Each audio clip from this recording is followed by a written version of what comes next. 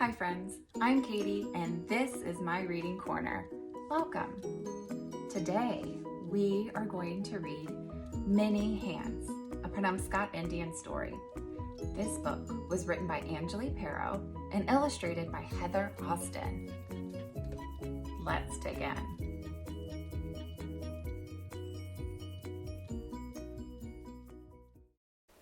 A dragon landed on Lily's hand. She paused in picking the sweet grass by the river to gaze at its shining wings. To her people, the Penobscot, the dragonflies signified loved ones who had gone to be with their ancestors. Lily thought of her grandmother, how she missed her stories. Into her mind tumbled the tale her grandmother had told her as they worked on baskets together. Once, all the animals of the forest gathered in the lodge to decide who was most beautiful. Would it be Noke, the graceful deer with antlers of velvet? Kakas, the clever fox with red glossy coat? Or perhaps Nasawakan, the noble eagle with strong wide wings? From a beam in the ceiling, a tiny insect watched. It was the nymph, plain and unnoticed. She wondered who would be chosen the most beautiful. The discussion rambled on for so long she drifted off to sleep. When the nymph awoke, she felt different. She flexed her long wings. Wings? Where did those come from?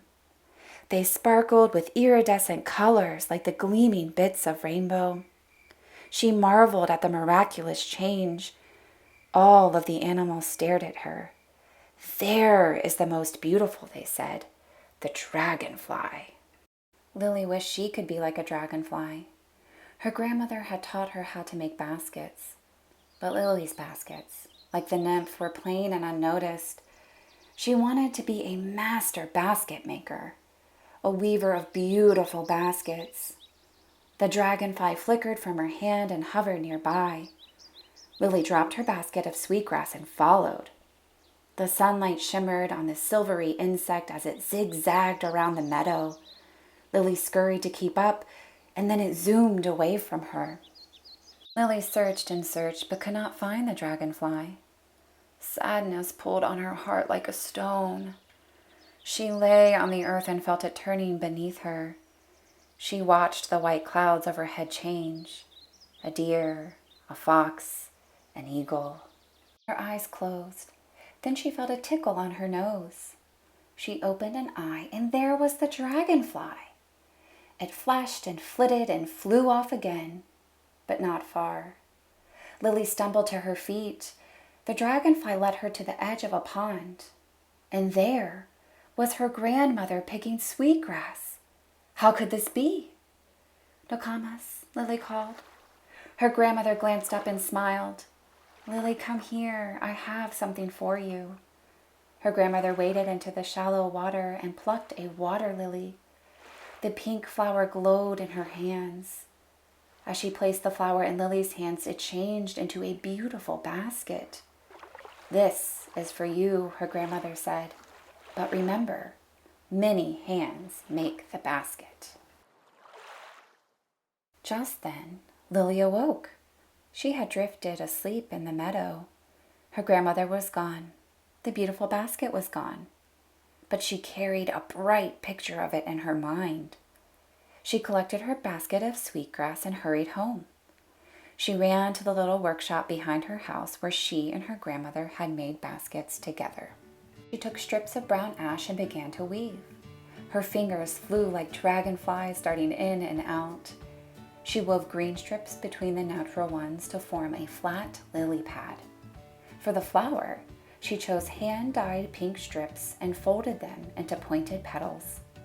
She wove a braid of sweetgrass, the hair of Mother Earth, around the base and attached the flower to the lily pad with a narrow strip of ash. Lily gazed at her creation in amazement. It was even more beautiful than in her dream. "I am truly a great basket maker," she said to herself. She couldn't wait to show the basket to everyone and hear their praise. She found her mother dyeing strips of brown ash, boiling them in big pots on the stove. Puffed up with pride, Lily held out the basket. "It is very nice, Lily," her mother said, "but I must get back to work. Many hands make the basket." Lily couldn't believe that was all she said.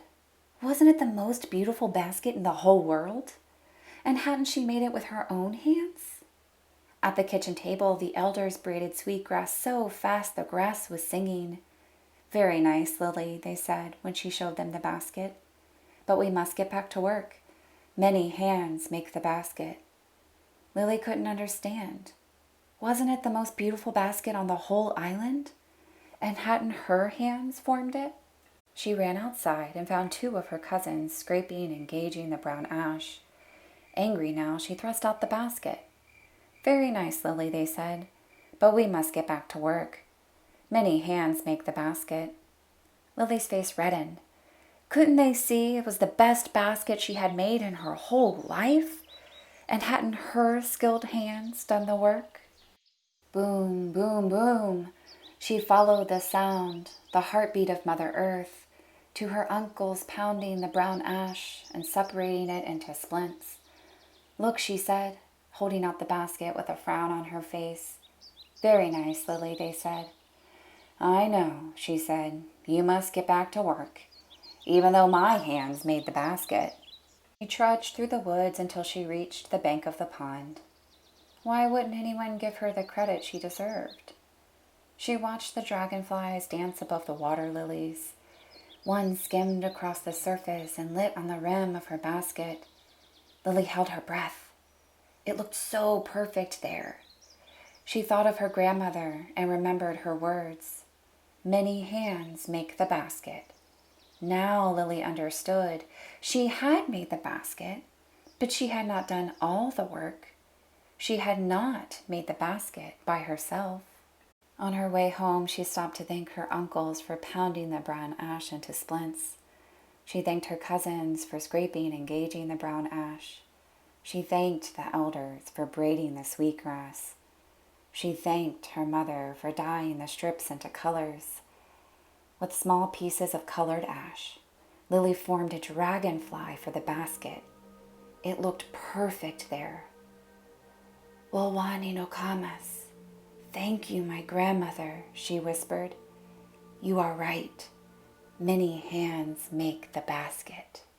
That night, all the village gathered together for a feast, and a place of honor was a new and beautiful basket, the lily basket.